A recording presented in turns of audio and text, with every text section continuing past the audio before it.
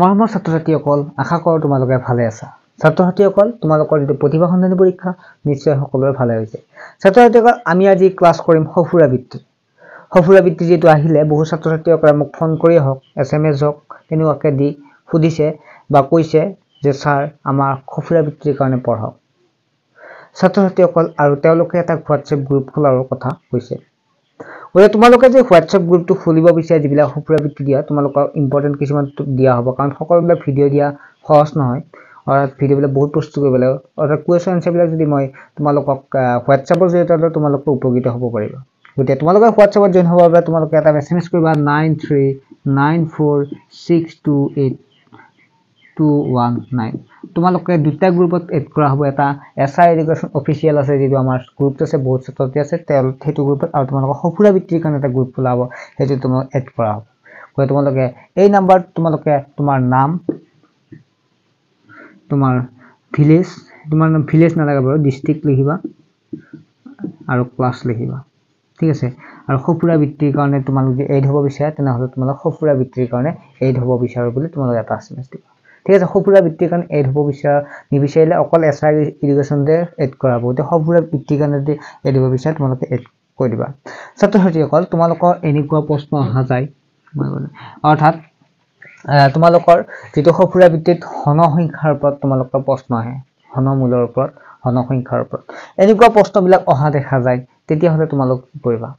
একেবাৰে সহজ, তোমালোকক মই আজি বুজাম ঘনৰ, যাতে যিকোনো প্ৰশ্ন আহিলে তোমালোক এৰি থৈ আহিব নোৱাৰে ইয়াৰ ওপৰত। আজিৰ পৰা আমি ক্লাছবিলাক কৰি যাবলৈ চেষ্টা কৰিম। ছাত্ৰ-ছাত্ৰীসকল, তেনেহ'লে আমি বুজি লওঁ ঘনসংখ্যা বা ঘনমূলৰ বিষয়ে। ছাত্ৰ-ছাত্ৰীসকল, প্ৰথমে তোমালোক 8000ৰ ঘনমূল নিৰ্ণয় কৰা, বা কেনেকুৱা মানে ঘনসংখ্যা মানে কি? ছাত্ৰ-ছাত্ৰীসকল, যদি আমি ধৰা হ'ল 2 সংখ্যাটো যদি 3 বাৰ পূৰণ কৰোঁ, তেনেহ'লে কিমান পাম? 8 পাম। 2 × 2 = 4, 4 × 2 = 8। আৰু ইয়াক এনেকুৱাকৈ লিখিব পাৰোঁ 2 কিউব, মানে 2 3টা আছে, কিমান পাম? 8। গতিকে কি হ'ব? ইয়াৰ ঘনসংখ্যা হ'ব 8, 2 ঘন 8 হ'ব। আকৌ যে 8ৰ পৰা যে আমাক ঘনমূল উলিয়াবলৈ 2 উলিয়াবলৈ কি কৰিম জানা তোমালোকে? এনেকুৱাকৈ থাকিব। অৰ্থাৎ 8ক আমি ভাগ কৰিম, 8ক 2 ৰে 4 বাৰ, 4ক 2 ৰে 2 বাৰ, অৰ্থাৎ 2 কেইবাৰ পাইছোঁ? 3 বাৰ পাইছোঁ। ওকে, গতিকে 8ৰ ঘনমূল কিমান হ'ব? 2। অৰ্থাৎ 2 ঘন হৈছে 8, 8ৰ ঘনমূল 2। ইয়ালৈকে বুজি পাইছা তোমালোকে? আমি এটা নেক্সট প্ৰথমটো ক'ম 8000ৰ ঘনমূল কেনেকৈ উলিয়াম চাম। তাৰপিছত আমি কুৱেশ্যনবিলাক আলোচনা কৰিম। 8000ৰ ঘনমূল কিমান হ'ব আমি চাম। 8000টো তোমালোকে মৌলিক বিশ্লেষণ পদ্ধতি, উৎপাদক বিশ্লেষণতে কৰিব লাগিব। যদি শেষত 0 থাকে, 2 থাকে, 4 থাকে, 6 থাকে, 8 থাকে, 2 ৰে হৰণ যায়। 2 ৰে 8ক কেইবাৰ যাব? 4 বাৰ যাব, 0 নামিব, 0 নামিব, 0 নামিব। 2 ৰে 4ক 2 বাৰ যাব, 0 নামিব, 0 নামিব, 0 নামিব। 2 ৰে 2 এবাৰ যাব, 0 নামিব, 0 নামিব, 0 নামিব। 2 ৰে 10ক 5 বাৰ যাব, 0 নামিব। আকৌ 0 আছে শেষত, 0 থাকিলে 2 ৰে যায়, 2 ৰে 5ক কেইবাৰ যাব? 5ক হ'ব 2 2 × 4 হয়নে? 1 ৰ'ল, 10 হ'ল, 2 5 × 10 আৰু 0। আৰু 2 ৰে 2 এবাৰ যাব, 2 ৰে 15, 5ক কেইবাৰ যাব? 2 1 × 2, 2 2 × 4, 2 বাৰ যাব, 1 ৰ'ল, 10 হ'ল, 2 5 × 10 যাব। আকৌ আমি শেষত 5 থাকিলে 2 ৰে নাযায়, 5 ৰে যায়। 5 ৰে প্ৰথম 12ক কৰিবা, 5 2 × 10 হ'ল, 2 হ'ল, 25 হ'ল, 5 5 × 25 যাব, হয়নে? গতিকে 5 ৰে 25ক 5 বাৰ যাব। তলৰখিনি কেপচাৰ কৰিছে নেকি মানে? কৰিছে, ওকে। আমি এতিয়া তিনিটা কৈ যদি আমি কমন লওঁ, তেতিয়া তাক ঘনসংখ্যা বুলি ক'ম। ইয়াৰ পৰা আমি 3টা ল'ম, এই 3টা ল'ম, এই 3টা ল'ম। এই 3টাৰ পৰা এটা 2 ইয়াত আহিল, ইয়াৰ পৰা এটা 2 ইয়াত আহিল, ইয়াৰ পৰা এটা 2 ইয়াত আহিল। অৰ্থাৎ 2 কেইটা পালো? 2 2 2 × 4, 4 2 × 8 হ'ব ইয়াৰ এনসাৰ। গতিকে সৰি 1 মিনিট 2 নহয়, ভুল হৈছে। ইয়াৰ পৰা এটা 2 আহিব, ইয়াৰ পৰা কি হ'ব? এটা 2 আহিব, 2 পূৰণ 2, আৰু ইয়াৰ পৰা 5 আহিব। সব 5 আছে না, 5ৰ পৰা 3টা আহিব। 2 2 × 4, 4 5 × 20। কৈছে 20ৰ ঘনসংখ্যা কিমান হ'ব? ঘনসংখ্যা 8000। 20ৰ ঘনসংখ্যা 8000 হ'ব। গতিকে আকৌ 8000ৰ ঘনমূল কিমান হ'ব? 20 হ'ব। বুজি পালা তোমালোকে? অসুবিধা নাই? অসুবিধা থাকিলে কথা নাই, তোমালোকে কমেন্ট কৰি জনালে হ'ল। তাৰপিছত আমি ঘনসংখ্যানো কি আমি এতিয়া চাম, ঠিক আছে। এতিয়া চোৱা 12ৰ ঘন, 12ক কেইবাৰ আমি 3 বাৰ পূৰণ কৰি দিম।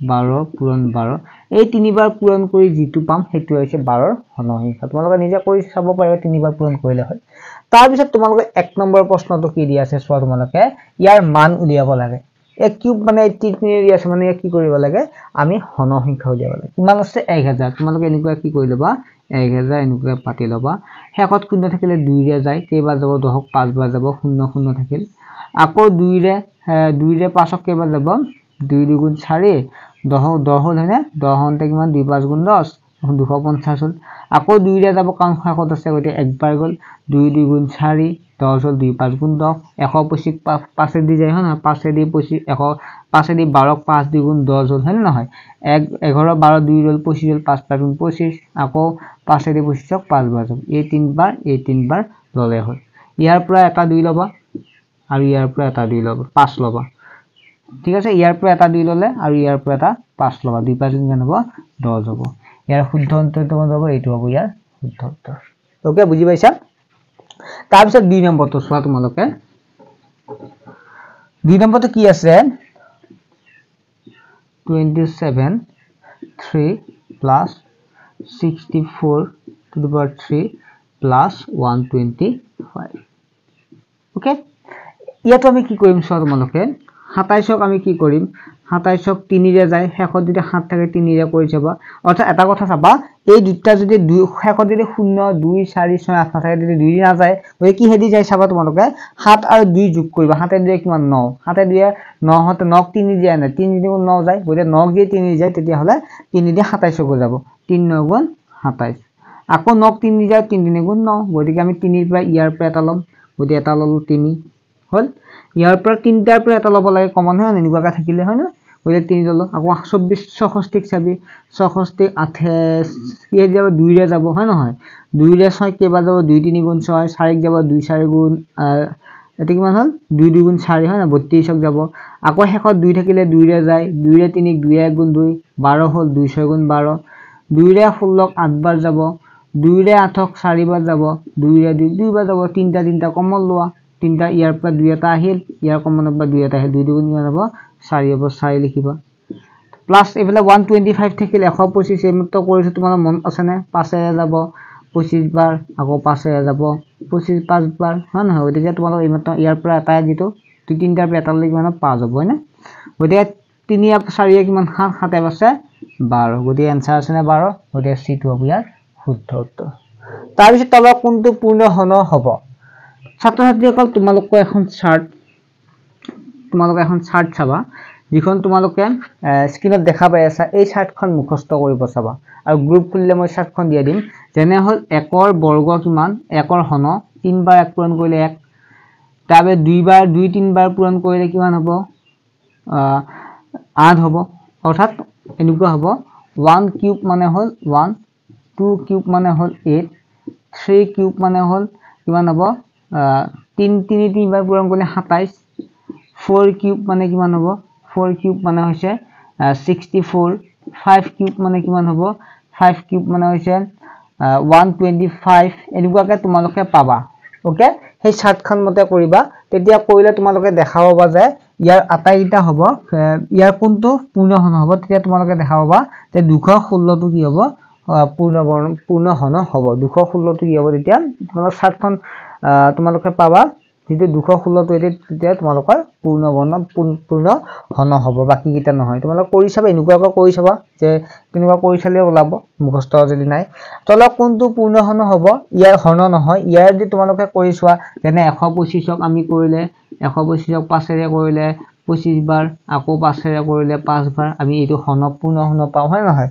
আকৌ 343ক কৰিলে 343ক যদি আমি চাও 7 ৰে যাব হয় না 7 ৰে 49 হ'ব আকৌ 7 ৰে 7 বাৰ যাব তোমালোক কৰি চাবা অৰ্থাৎ 343 কো যাব 512 কো যাব হা আমি 100 তো জানি যে চাম 100 2 ৰে কেইবাৰ যাব 50 বাৰ যাব আকৌ 2 ৰে 25 বাৰ যাব 50 হয় নহয় 5 ৰে 25ক 5 বাৰ যাব হবনে নহয় 3টা কমন পাইছো নে নাই পোৱা গতিকে 100 তো হ'ব ইয়াৰ শুদ্ধ উত্তৰ ছাত্ৰ ছাত্ৰীসকল আমি আজি সঁফুৰা বৃত্তিৰ প্ৰথমটো ক্লাছ কৰিলোঁ তোমালোকে কি বুজি পাইছা যদি কমেন্ট কৰিবা যদি বুজি পোৱা নাই কমেন্ট কৰিবা তোমালোকৰ হোৱাটছআপ যিটো নাম্বাৰ আছে এই নাম্বাৰটো তোমাৰ জয়েন হ'বা তাৰ পিছত আমি আপডেট দিম আৰু তোমালোকে ভিডিঅ'টো শ্বেয়াৰ কৰিবা যেতিয়া তোমালোকৰ সদস্য বেছি হয় বা সঁফুৰা বৃত্তি পৰীক্ষা দিয়া ষ্টুডেণ্ট যদি বেছি হয় তেনেহ'লে মই ৰেগুলাৰ ভিডিঅ' দিম আৰু যদি কম হয় তেতিয়াহ'লে মাজে মাজে দিম গতিকে তোমালোকে ৰেগুলাৰ যদি ভিডিঅ' চাব বিচাৰে তেনেহ'লে চেনেলটো শ্বেয়াৰ কৰিবা কাৰণ মই বাকি ক্লাছবিলাক কৰিব লাগে প্ৰাইভেট ক্লাছ হওক তেনেকুৱা ক্লাছবিলাক কৰিব লাগে অৰ্থাৎ যিবিলাক লাইভ ক্লাছ হওক আমি 8ৰ প্ৰাইভেট ক্লাছ কৰি আছোঁ গতিকে তোমালোকে যদি ক্লাছবিলাক কৰিব বিচাৰা